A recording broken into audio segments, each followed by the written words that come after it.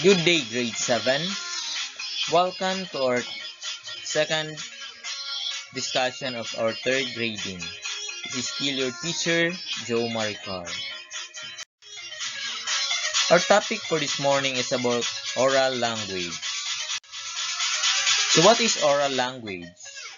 In today's linguistically diverse elementary classrooms, research suggests that a universal approach to building academic vocabulary and conceptual knowledge holds huge promise for closing the opportunity gap among English learners.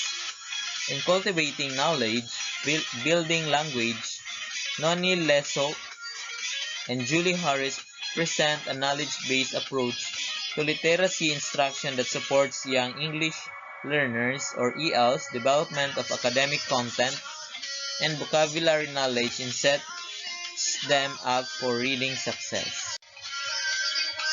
Oral language is the system through which we use spoken words to express knowledge, ideas, and feelings.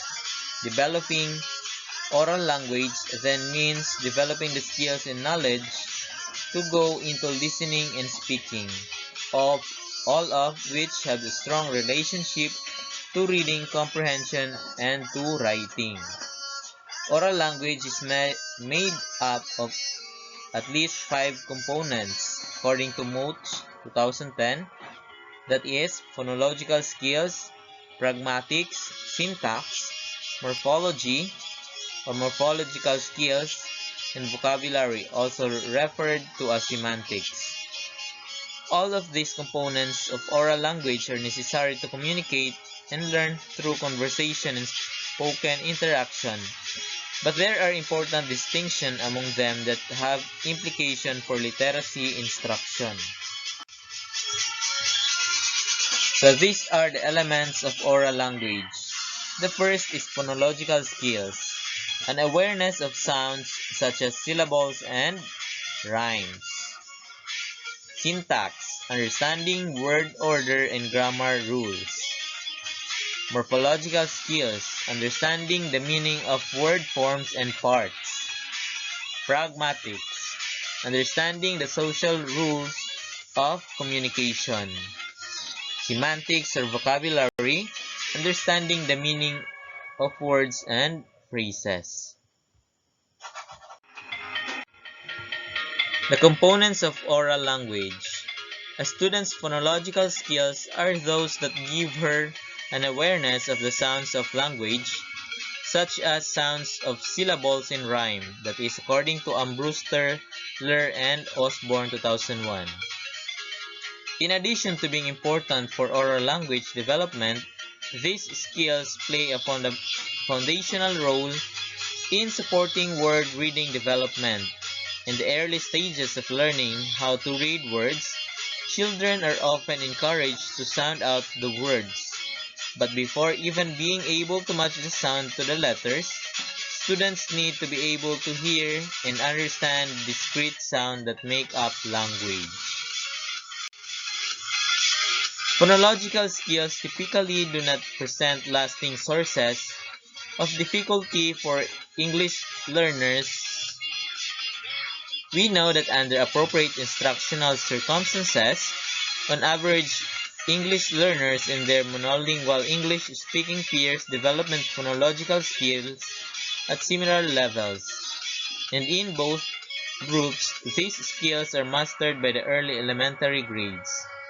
Student skills in the domains of syntax, morphology, and pragmatics are central for putting together and taking apart the meaning of sentences and paragraphs for oral and written dialogue.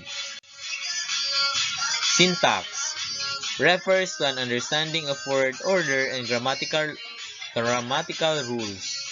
According to Cain 2007, Nation, and Snowling 2000. For example, consider the following two sentences. Sentence number 1. Relationships are preserved only with care and attention. Sentence 2. Only with care and attention are relationships preserved. In these cases, although the words ordered are different, the sentence sentences communicates the same message. In other cases, a slight change in words order alters the sentence's meaning. For example, sentence number 1, the swimmer passed the canoe. Sentence 2, the canoe passed the swimmer. Morphology refers to the smallest meaningful parts of which words are created, including roots, suffixes, and prefixes, according to Carlisle 2000 and Deacon and Kirby 2004. When a reader stumbles upon an unfamiliar word, example unpredictable, an awareness of how a particular prefix or suffix, example an and able, might change in meaning of a word, or how two words with the same root may relate in meaning to each other. Example, predict, predictable, unpredictable supports her ability to infer the unfamiliar word's meaning. In fact, for both English learners and monolingual English speakers, there is a reciprocal relationship between morphological awareness and reading comprehension, and the strength of that relationship increases throughout elementary school.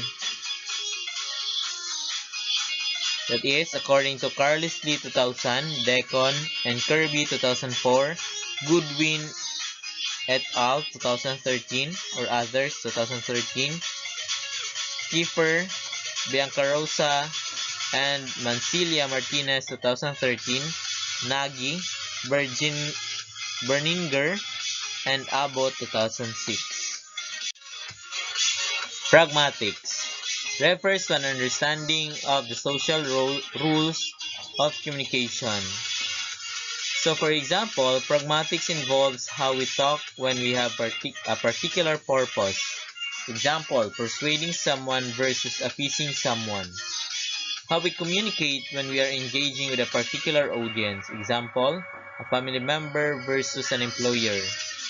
And what we say when we find ourselves in a particular context. Example, engaging in a casual conversation versus delivering a public speech. These often implicit social rules of communication differ across content areas or even text genres.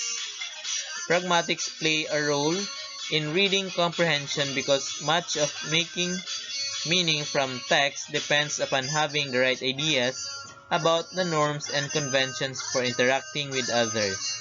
To understand feelings, reactions, and dilemmas among characters or populations, for examples, and even to make inferences and predictions, the reader has to be part of the social world of the text for effective comprehension. Finally, having the words to engage in dialogue, the vocabulary knowledge, is also a key part of oral language, not to mention comprehending and communicating using print. Vocabulary knowledge, also referred to as semantic knowledge, involves understanding the meaning of words and phrases, or receptive vocabulary, and using those words and phrases to communicate effectively, expressive vocabulary.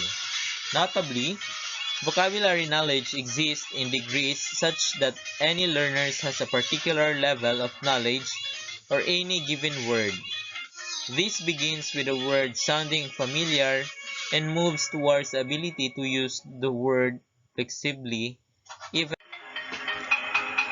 metaphorically, when speaking and writing. Vocabulary knowledge must be fostered from early childhood through adolescence.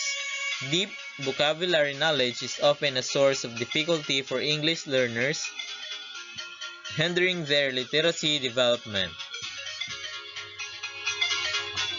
So this ends our discussion. I hope you learned something from our new discussion for this day. Thank you for listening and stay tuned for our next discussion. Goodbye.